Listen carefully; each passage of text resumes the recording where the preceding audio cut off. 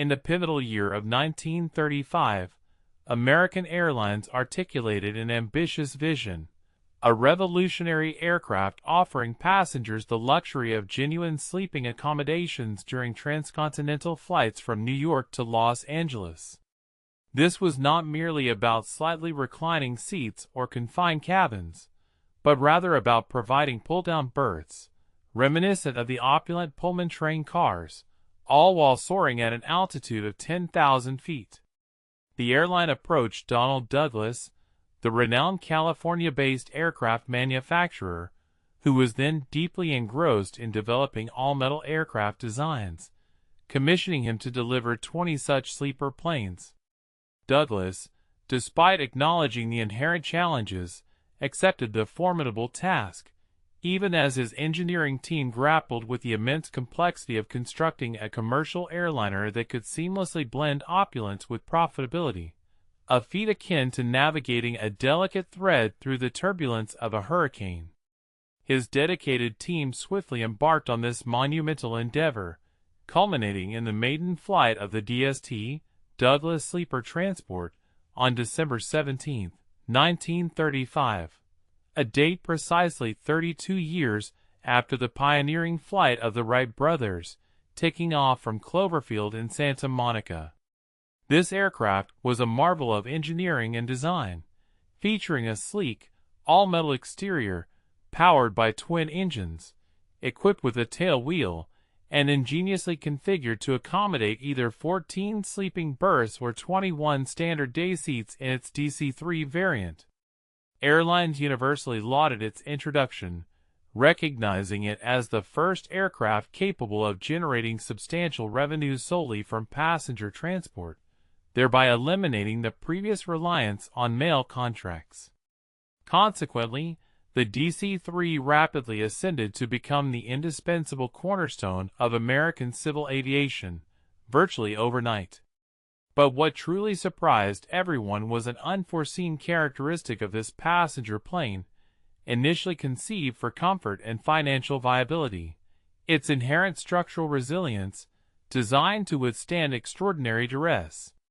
The fuselage incorporated a semi-monocoque construction, a sophisticated design where the metal skin itself bore significant stress loads, rather than depending exclusively on an internal framework.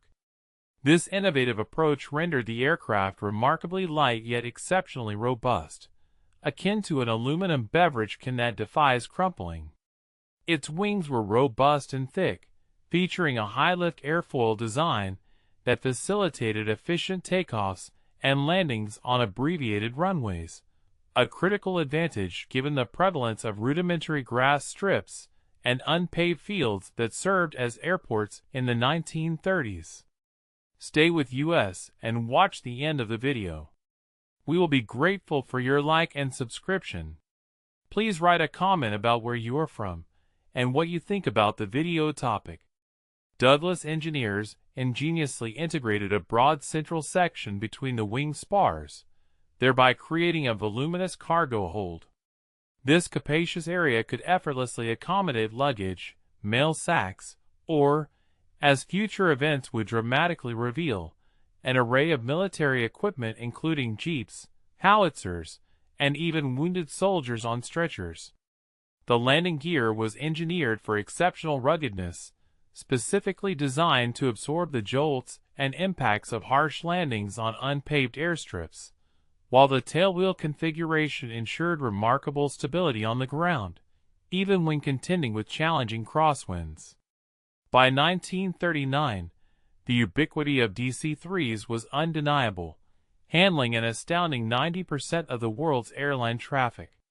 Over 400 units were actively in service, forging vital connections between cities across America, Europe, and Asia. Pan American Airways extensively utilized them to inaugurate new routes throughout Latin America, while KLM operated them for flights to the distant Dutch East Indies. This aircraft undeniably marked the advent of the first truly global airliner, democratizing air travel and making it accessible to a burgeoning middle class, rather than exclusively serving the affluent elite. Then, the world was plunged into conflict.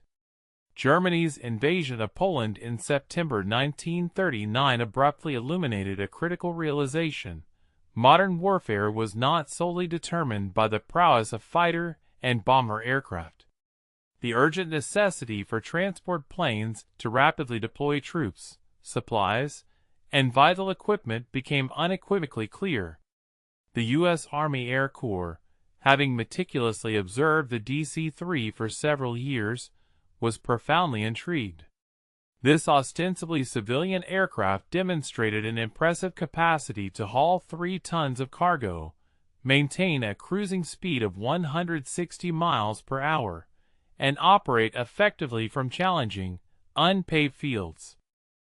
While not originally conceived for military applications, it possessed every essential attribute required of a military transport: unwavering reliability, operational simplicity, and inherent toughness. Consequently, military strategists initiated urgent communications with the manufacturing facilities in Santa Monica. December 1941 irrevocably altered the global landscape.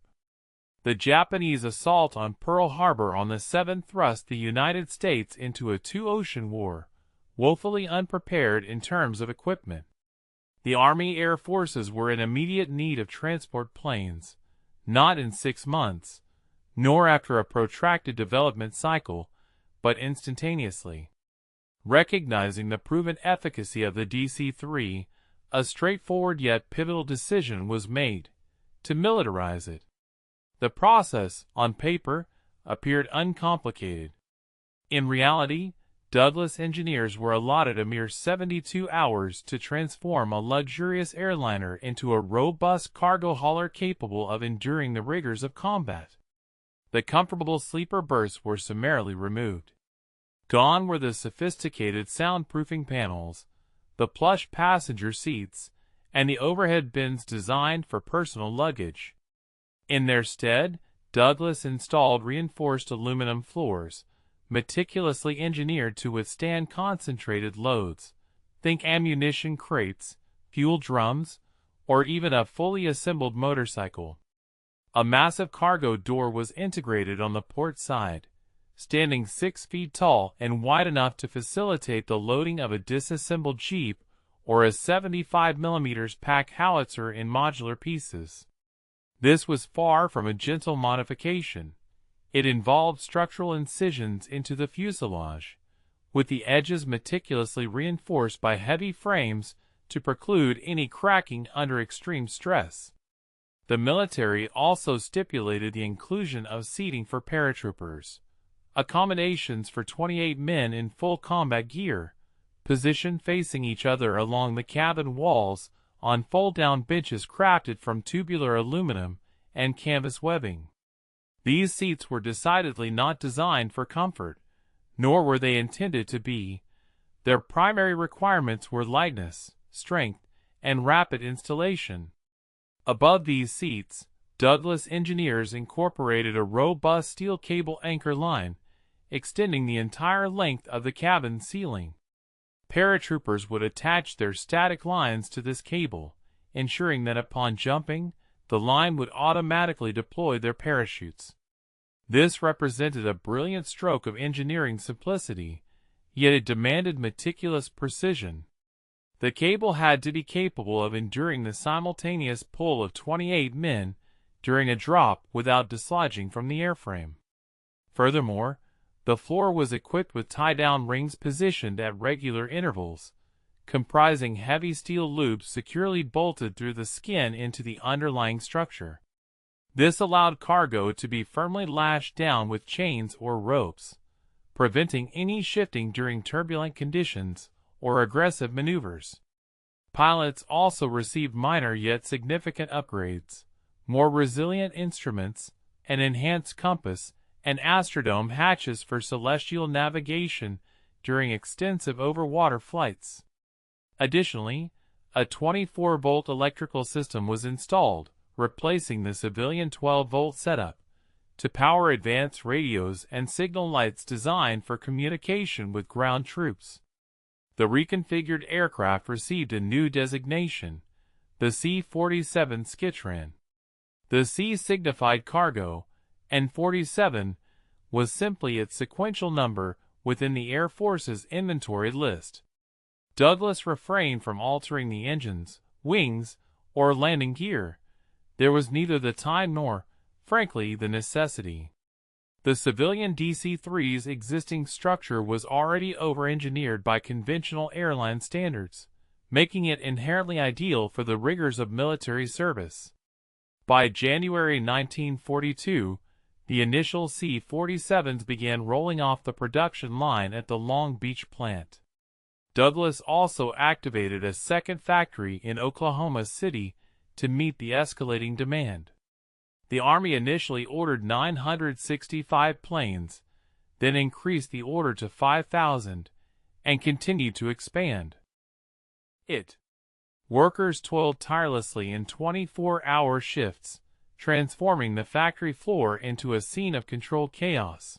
Wings were riveted, engines were meticulously lowered onto mounts, and fuselages advanced down the assembly line like a methodical procession of aluminum insects.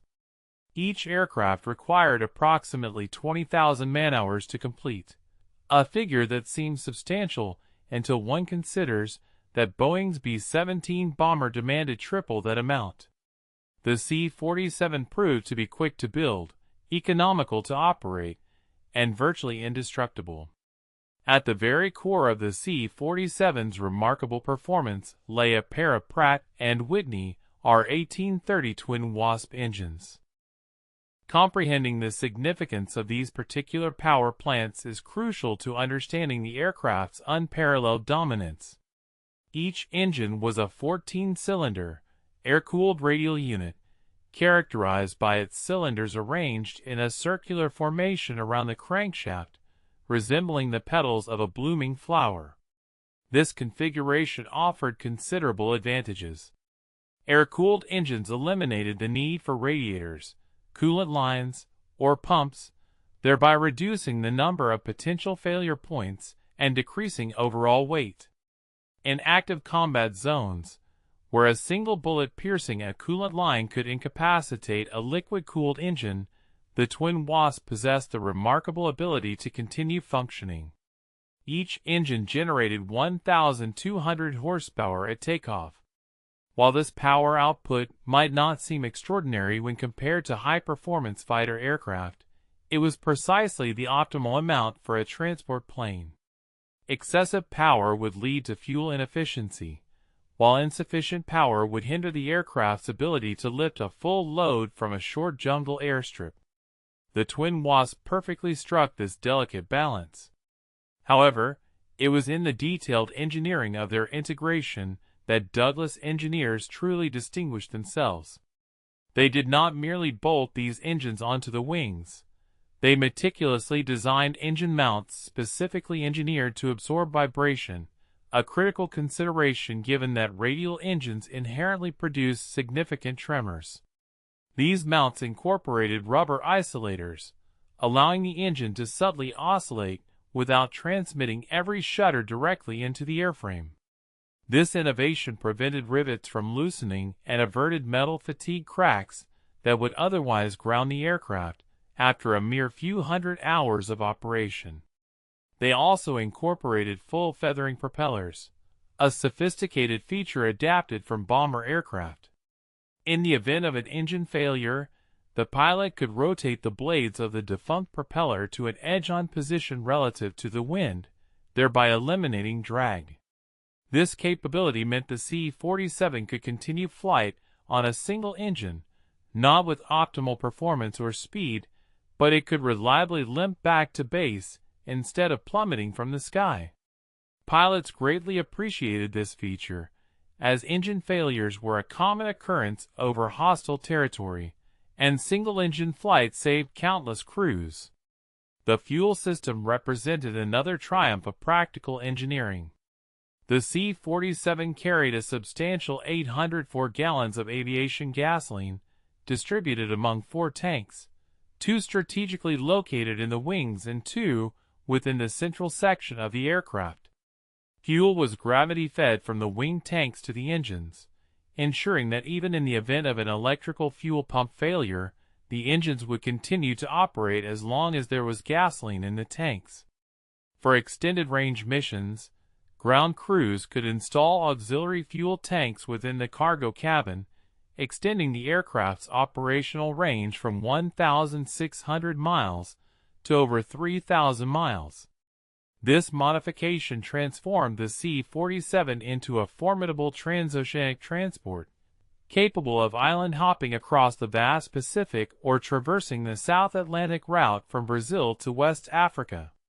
The aircraft consumed approximately 100 gallons per hour at cruising speed, which might seem considerable until one accounts for its simultaneous task of hauling 3 tons of cargo.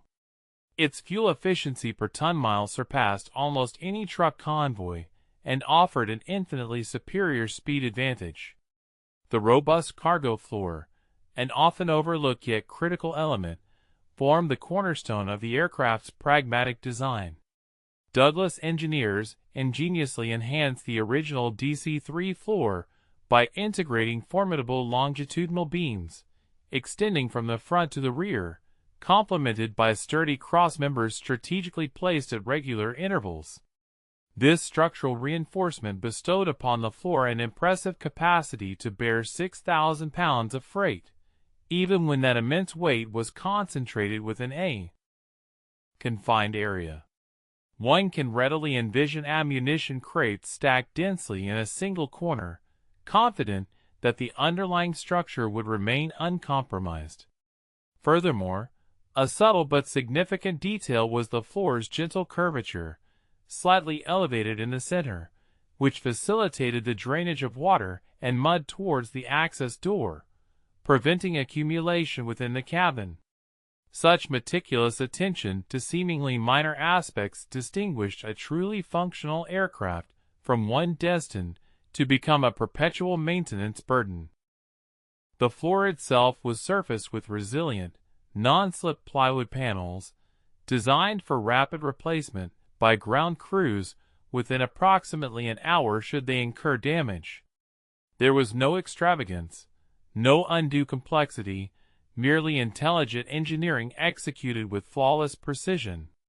When one considers the synergistic combination of its powerful engines, resilient fuel system, robust floor, and overall structural integrity, the resulting aircraft approached an almost infallible operational simplicity. During wartime, such inherent reliability and ease of use transcended the value of sheer speed or raw performance. On the fateful morning of June 6, 1944, the global community collectively held its breath as Operation Overlord commenced its monumental assault upon the Normandy coastline. Yet, hours prior to the initial landing craft reaching the beaches, the true prelude to this historic event unfurled within the nocturnal firmament above France. At precisely 12:15 a.m., a vast armada of 822 C-47 transport aircraft ascended from various airfields scattered across southern England. Their cavernous fuselages were densely packed with American paratroopers from the esteemed 82nd and 101st Airborne Divisions. Each aircraft bore a contingent of 18 to 20 fully equipped troopers, individuals burdened by approximately 80 pounds of essential gear, weaponry, ammunition, and auxiliary parachutes. The cabin environment was characterized by its oppressive confinement, profound darkness, and a pervasive olfactory blend of perspiration, aviation oil, and the unfortunate sin of emesis, a consequence of approximately half the personnel succumbing to air sickness exacerbated by the relentless turbulence. The flight crews meticulously maintained tight formations, referred to as serials, comprising 9-plane V-shaped echelons trailing one another. Navigation was primarily accomplished through dead reckoning, supplemented by intermittent radio beacons, as the omnipresent threat of German radar rendered electronic navigation an utterly suicidal endeavor. Please stay with us and watch the end of the video. We will be grateful for your like and subscription. Write a comment about where you are from and what you think about the video topic. They traverse the English Channel at an altitude of 1,500 feet, sufficiently low for the resonant thrum of their engines to reverberate off the water's surface. The strategic blueprint, elegant in its theoretical conception, aimed to deploy 13,000 paratroopers deep inland behind Utah Beach. Their critical mission encompassed securing vital bridges, neutralizing enemy artillery emplacements, and impeding the advance of German reinforcements. The Pathfinders, specialized vanguard units, executed their jump first at 12:15 a.m., tasked with establishing radar beacons and illumination to delineate the designated drop zones. Subsequently, the principal waves of aircraft followed, each serial meticulously timed to arrive at precise, predetermined intervals. However, the capricious nature of warfare rarely adheres to meticulously crafted plans. As the C-47s drew nearer to the French coastline, a barrage of German anti-aircraft fire erupted, spewing luminous tracer rounds that arced through the oppressive darkness. 80mm flak shells detonated in incandescent orange fireballs, instantly compelling pilots to execute frantic evasive maneuvers, diving, ascending, and twisting violently to elude the deadly ordnance. The previously disciplined formations rapidly disintegrated into disarray. Some pilots deliberately reduced their airspeed to 90 miles per hour, apprehensive about the potential for propeller blasts to injure jumpers at higher velocities.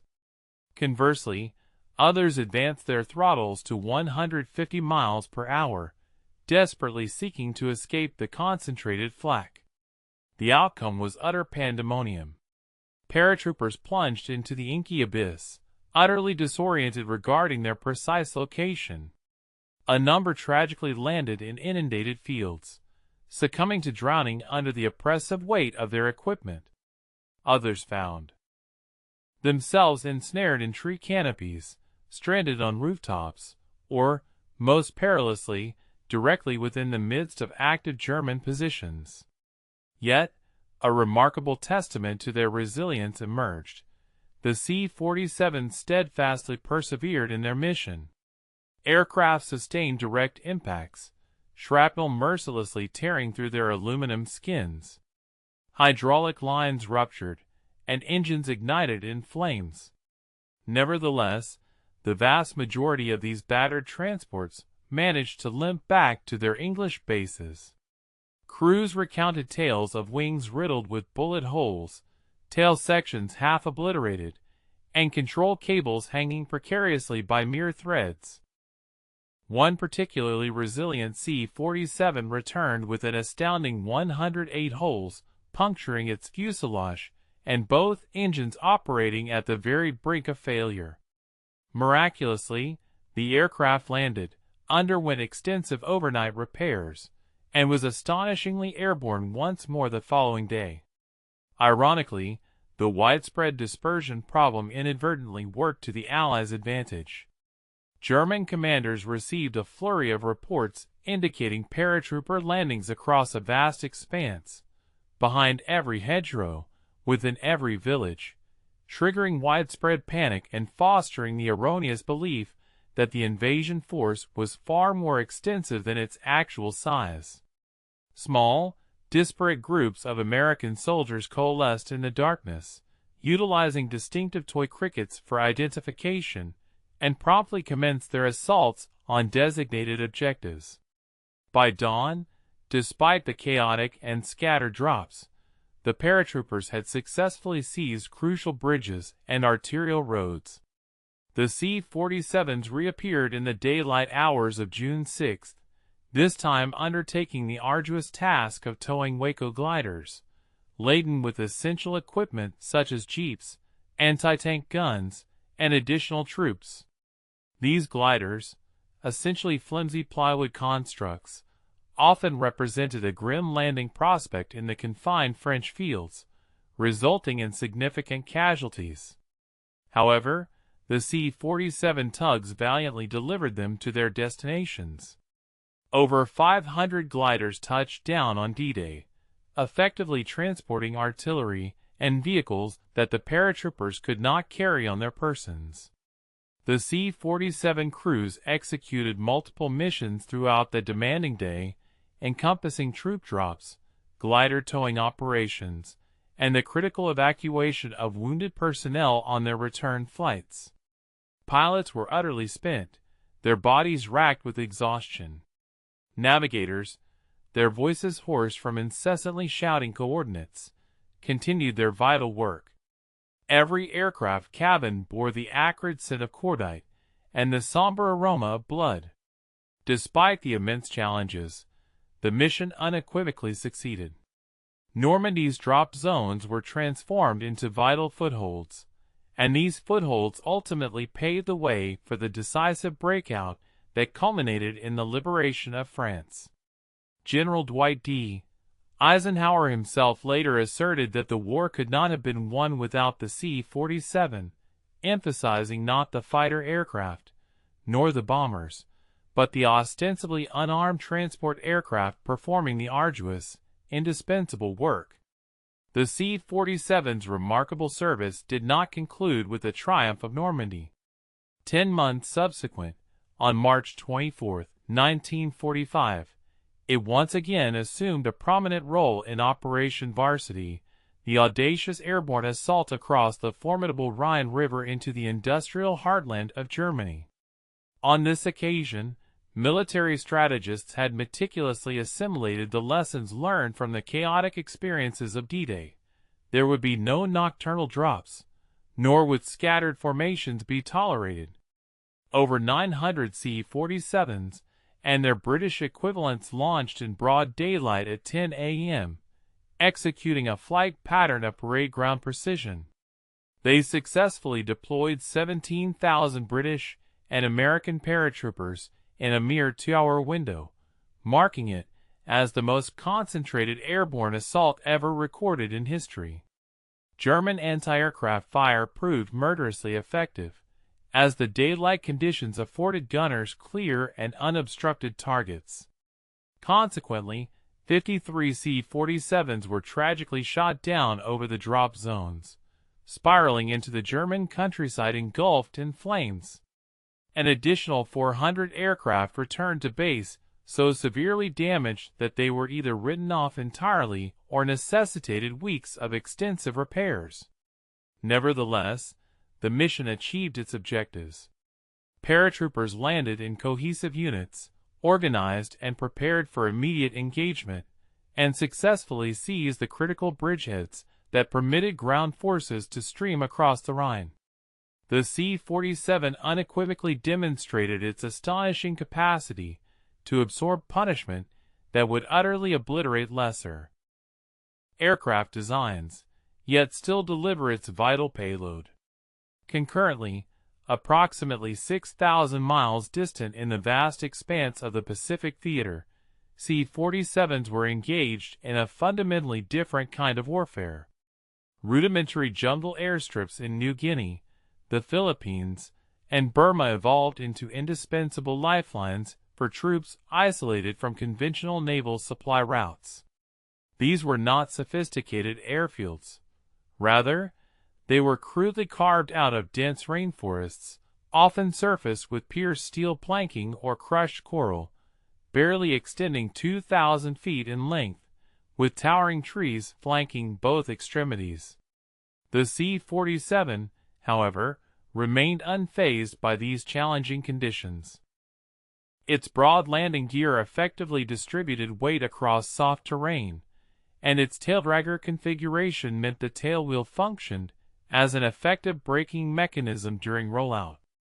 Pilots routinely executed landings with one engine feathered, artfully dodging Japanese fighter aircraft on their approach, rapidly offloaded cargo, swiftly loaded wounded personnel, and promptly took off again before enemy artillery could accurately target their positions. In the arduous Burmese theater, C-47s provided crucial logistical support to the Chindits, specialized British long-range penetration units operating deep within Japanese lines, often 200 miles behind enemy territory. Here, the landscape offered no discernible roads, and no rivers navigable by boat, only an impenetrable jungle. The C-47 crews embarked on perilous flights over the towering Himalayas, along the southern periphery of the infamous route known as the Hump, traversing 16,000-foot mountain passes where powerful updrafts and downdrafts violently buffeted aircraft like mere playthings. They transported essential cargo, including ammunition, food, vital medical supplies, and, remarkably, live mules. Indeed, these pack animals were intended for the Chindit's use in navigating the unforgiving terrain. The daunting task of loading a terrified mule into the C-47's cargo bay presented its own unique set of challenges and logistical nightmares. Yet the resilient crews consistently managed the feat. They also undertook the critical evacuation of wounded soldiers, sometimes ingeniously packing 30 stretchers inside the cabin by stacking them 3 high along the interior walls. The cabin thus transformed into a mobile field hospital, with medics diligently working by flashlight as the aircraft pitched and rolled through violent monsoon storms. The most celebrated Pacific mission involved the perilous supply run to Bataan in early 1942, prior to the fall of the Philippines. C-47s, departing from Australia, valiantly attempted to breach formidable Japanese air patrols to deliver desperately needed food and ammunition to trapped American and Filipino forces. Most aircraft tragically failed to reach their objective. Japanese Zeros ruthlessly shot them down, or compelled them to abort their missions and turn back. However, a courageous handful managed to slip through under the cover of darkness, flying at wave-top height to evade enemy radar, and successfully dropped supplies that sustained the defenders' valiant fight for a few additional weeks. It was an undertaking recognized by all as a suicide mission, yet the crews voluntarily embarked on these perilous flights nonetheless.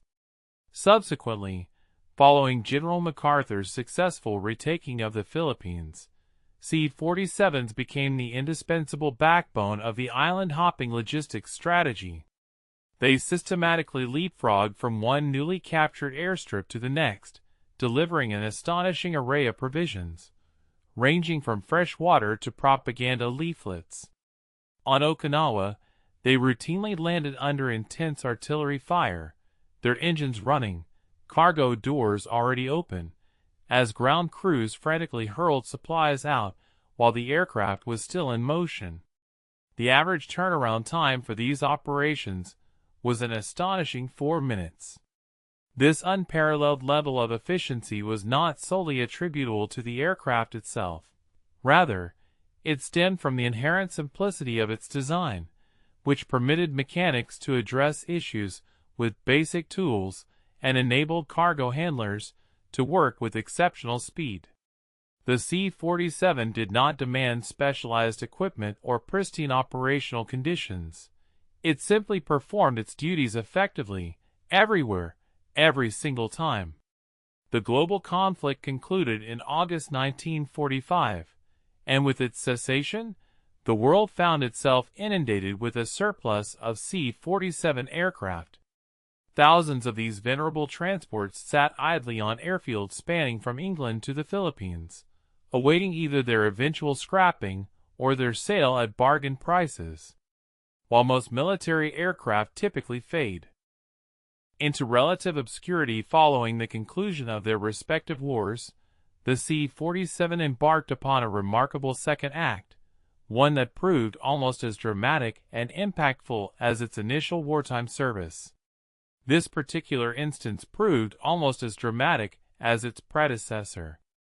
In June of 1948, the Soviet Union imposed a blockade upon West Berlin, systematically severing all road and rail connections in a calculated attempt to compel capitulation through deprivation, and to dislodge the Western Allies.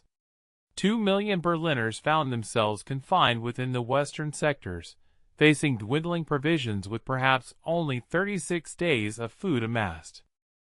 The urban center desperately required an astounding 4,500 tons of provisions daily merely to sustain its populace, essential coal for heating and electricity generation, flour for baking bread, vital medicines, and clothing, a comprehensive spectrum of necessities.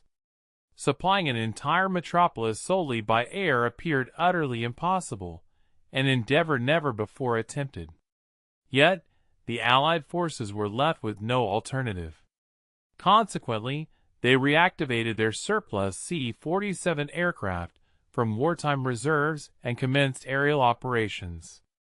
Known to the Americans as Operation Vittles, this monumental undertaking commenced on June 26, 1948, while the British referred to it as Operation Plainfare.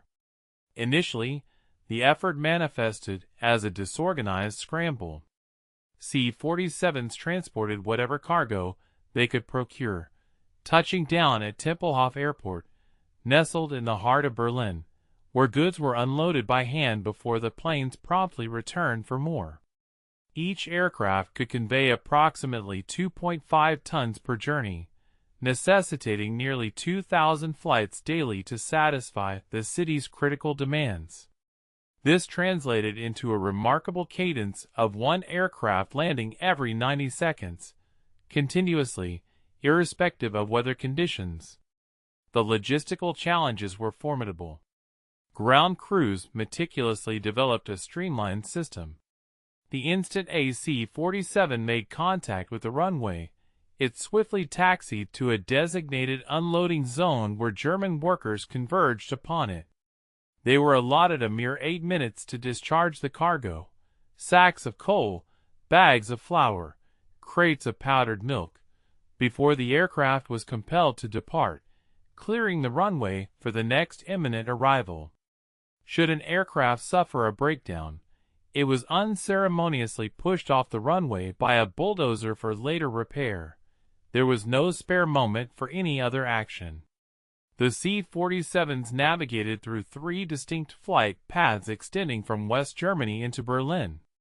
Each of these corridors spanned 20 miles in width and was layered vertically by elevation, with planes flying at precisely separated altitudes of 5,000, 6,000, and 7,000 feet. Their movements were further segregated by time intervals meticulously timed down to the second. Air traffic controllers orchestrated a 3-dimensional ballet, an intricate aerial choreography that would undoubtedly induce apprehension in even the most seasoned modern logistics experts. The onset of winter dramatically intensified these already arduous conditions.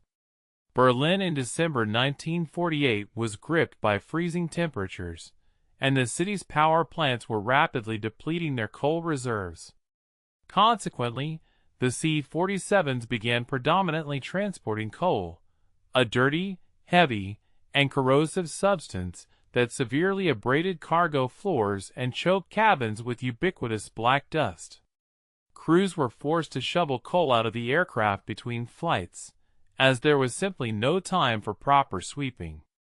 They endured profound exhaustion, completing 2 or 3 round trips daily, sleeping in rotational shifts, and subsisting on cold rations. The aircraft themselves were also subjected to severe strain. The relentless flying regimen hastened engine were far beyond the rates experienced during peacetime operations. Maintenance crews toiled through continuous 24-hour shifts, diligently replacing cylinders, patching hydraulic leaks, and swapping out propellers that had been bent from numerous hard landings. By the spring of 1949, the airlift had evolved into a finely tuned operation. The Allies augmented their fleet with larger C-54 Skymasters, yet the C-47 remained.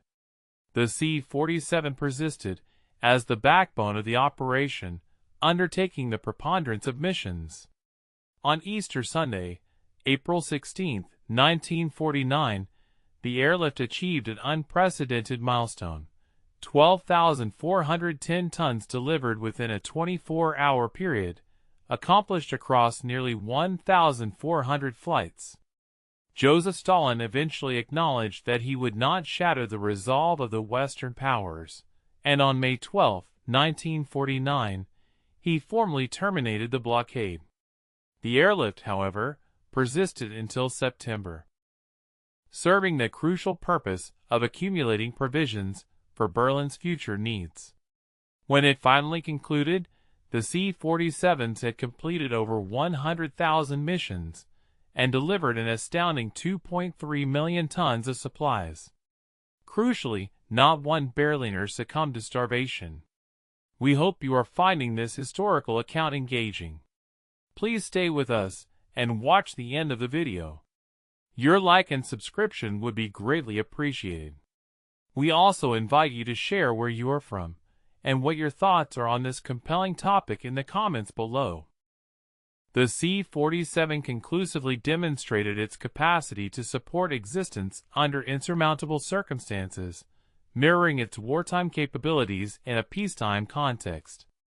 The very aircraft that had deployed airborne troops into Normandy now valiantly dropped coal into a city under siege, performing with the same unyielding dependability that characterized its service. The impact of the C-47 was not confined to American borders.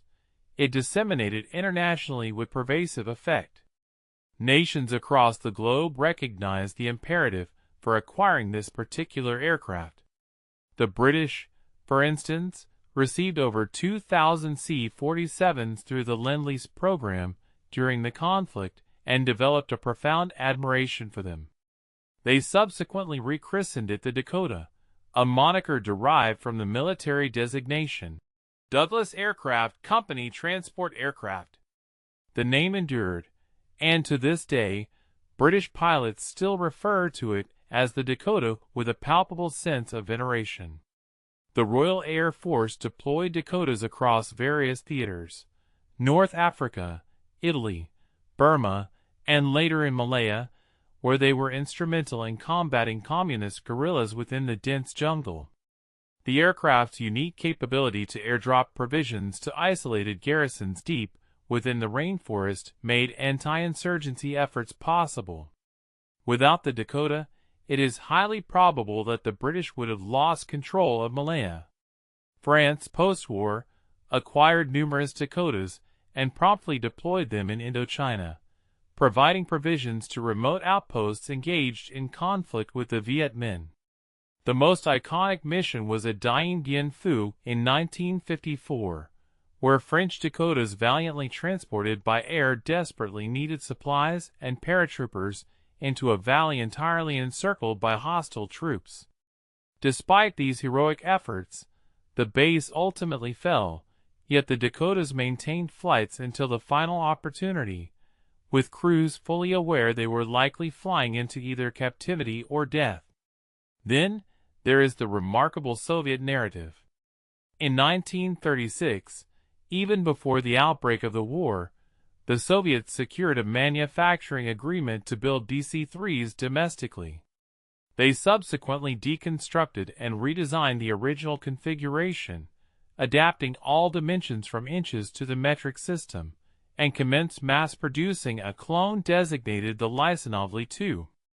It was almost identical to its American counterpart, with the notable exception of an added dorsal gun turret, a feature reflecting Soviet military doctrine which presumed every transport aircraft would be subjected to attacks by enemy fighters. By the time Germany initiated its invasion in 1941, Soviet factories were mass-producing Li-2s, and by the conflict's conclusion, they had constructed over 6,000 units. The Li-2 performed every function attributed to the C-47. It provided provisions to guerrilla fighters operating behind German lines, transported injured personnel from Stalingrad, and even served as a night bomber, deploying small bombs onto German positions. Following the war, the Soviets dispatched Li-2s to every communist nation on Earth.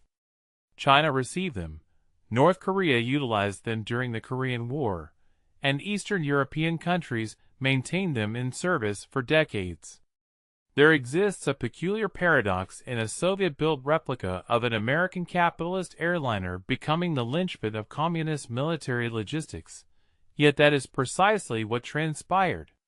Smaller nations embraced the C-47 due to its economical cost, uncomplicated design, and ready accessibility. In the aftermath of World War II, one could acquire an excess C-47 for the equivalent price of a luxury automobile, and maintaining its functionality did not necessitate a team of highly trained technical experts. A mechanic proficient in tractor repair could competently service a C-47. Consequently, countries such as Greece, Turkey, Israel, and South Africa established their aerial fleets with this model as a cornerstone. Israel utilized C-47s during the 1948 War of Independence to transport provisions over Arab blockades and even converted several into makeshift aerial ordnance carriers by rolling explosives out of the cargo door. The method was unrefined, yet effective. South Africa deployed C-47s in the border war, inserting troops into Angola and Mozambique. The Argentine Air Force employed them in the Falklands War in 1982. Indeed, nearly 5 decades after the design's debut, they were still undertaking operational engagements. One Argentine C-47 was intercepted and destroyed by a British Sea Harrier, which likely marks the sole instance of a 1930s transport aircraft being downed by a jet fighter. By the 1990s, over 60 nations had utilized C-47s or Dakotas at some juncture, positioning it as one of the most ubiquitous aircraft in historical record. Some units continue to operate today, primarily with small cargo operators in Africa and South America, transporting goods to regions where prepared airstrips are scarce. There are C-47s manufactured in 1943 that have accumulated 90,000 flight hours, a duration comparable to flying non-stop for over 10 years. The airframe simply demonstrates remarkable resilience. Observe any contemporary military transport aircraft, a C-130 Hercules, an A-400M Atlas, or even the colossal C-17 Globemaster, and one will discern the C-47's fundamental design principles throughout. The rear cargo ramp that descends for loading? That is a progression from the C-47 side cargo door approach, prioritizing rapid loading and unloading without requiring specialized equipment. The webbing seats positioned along the fuselage walls where troops sit facing each other, a direct offspring of those tubular aluminum benches Douglas installed in 1942. The tie-down rings embedded in the floor, the static line cables for paratroopers, the emphasis on operating from unpaved fields. Every modern military transport adopts these features because the C-47 conclusively established their efficacy.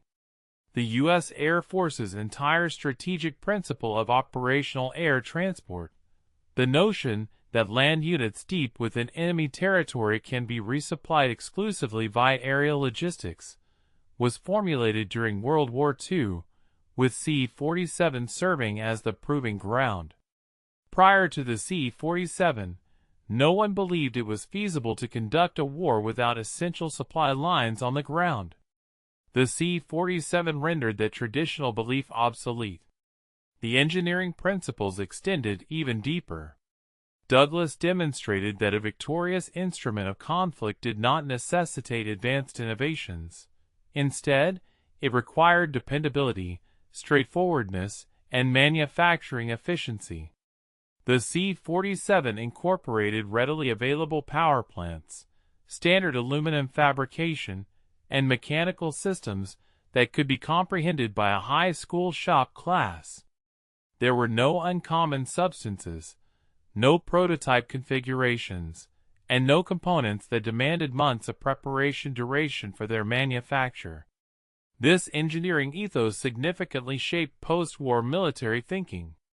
When Lockheed conceived the C-130 Hercules in the 1950s, they deliberately emulated the C-47's methodology: robust, simple, and serviceable in operational environments with basic tools.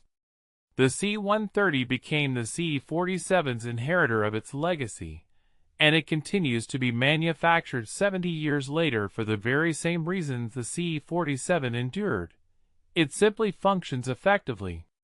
The enduring legend of the C-47 can be succinctly captured by a simple, yet profound observation: its unwavering operational efficacy. This robust aircraft, a true marvel of its era, consistently delivered on its promise, earning a reputation for reliability that few machines have ever matched. Its innate ability to perform its designated tasks without faltering became the hallmark of its widespread utility, and its astonishing longevity in diverse operational theaters. Even today, seasoned logistics officers and strategic planners meticulously examine the historical blueprints of the Berlin airlift, recognizing it as the quintessential benchmark for large-scale, sustained aerial supply endeavors. The intricate coordination mechanisms, the rigorous maintenance schedules, and the sophisticated air traffic control protocols that were meticulously devised and implemented in 1948, primarily utilizing the venerable C-47 fleet, established the foundational framework for every subsequent major airlift operation. From the demanding logistical challenges encountered in Vietnam to the complex supply chains supporting forces in Iraq and Afghanistan, the operational doctrines pioneered by the C-47 in Berlin have served as an invaluable template. However, the profound influence of the C-47 extends far beyond its remarkable military accomplishments and its role as a piece of resilient hardware. This iconic aircraft fundamentally reshaped global perceptions concerning the very nature of transportation itself. In the epoch preceding the widespread adoption of the DC-3 and its rugged military derivatives, air travel was largely perceived as an exotic, often perilous, and inherently unreliable mode of transit, accessible primarily to a select few adventurers or the exceedingly affluent. We sincerely invite you to stay with us and watch the conclusion of this insightful video. Your support, through a like and a subscription, would be immensely appreciated. Please also consider sharing your origin and your thoughts on the topic discussed in the comments section below. Following the conclusion of World War II, a veritable flood of thousands of surplus C-47s inundated the civilian marketplace, swiftly transforming into the indispensable workhorses of burgeoning commercial aviation sectors, particularly within developing nations. These adaptable aircraft were instrumental in forging entirely new air routes across the vast expanses of Africa, the sprawling territories of South America, and the diverse landscapes of Asia. They effectively connected numerous remote regions and isolated communities that, prior to their arrival, possessed no existing infrastructure in the form of conventional roads or established railway networks. The C-47 unequivocally demonstrated that aviation could be a rugged, cost-effective, and eminently dependable means of transport, thus dismantling the entrenched notion that it was merely an exclusive plaything for the privileged elite. This profound psychological paradigm shift held immense significance. It served as a powerful catalyst, persuading various governments and private enterprises to commit substantial investments into the nascent aviation infrastructure, an initiative that would ultimately pave the way for the revolutionary jet age and the sophisticated global connectivity we experience in the modern era. In a very tangible and meaningful sense, the C-47 stands as the conceptual progenitor, the grandfather, of contemporary commercial airliners such as the ubiquitous Boeing 737 and the advanced Airbus A320, aircraft that now seamlessly link continents and cultures across the planet. There resides a certain compelling poeticism in the transformation of an aircraft originally conceived to transport affluent passengers in luxurious sleeping accommodations into the very machine that played a pivotal role in securing victory during a global conflict and subsequently contributed to the arduous process of rebuilding peace.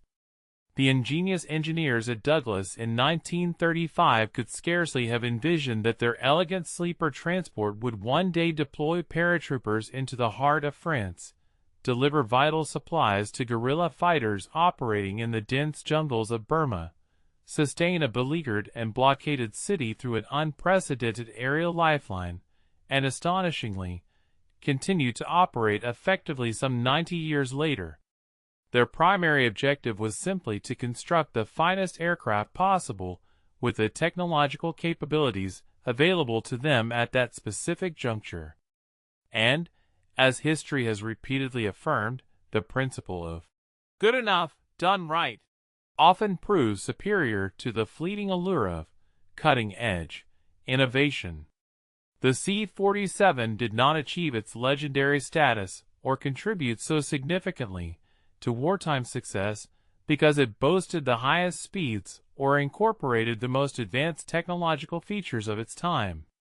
Rather, its triumph stemmed from its unfailing ability to consistently appear, execute its assigned duties with unwavering diligence, absorb considerable operational damage, and invariably return for yet another mission.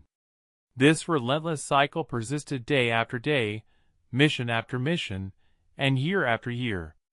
That, truly, is its enduring legacy, not merely as an exceptional airplane, but as the embodiment of an engineering philosophy that places paramount value on reliability over sheer brilliance, prioritizes simplicity over unnecessary complexity, and champions proven capability over untested innovation.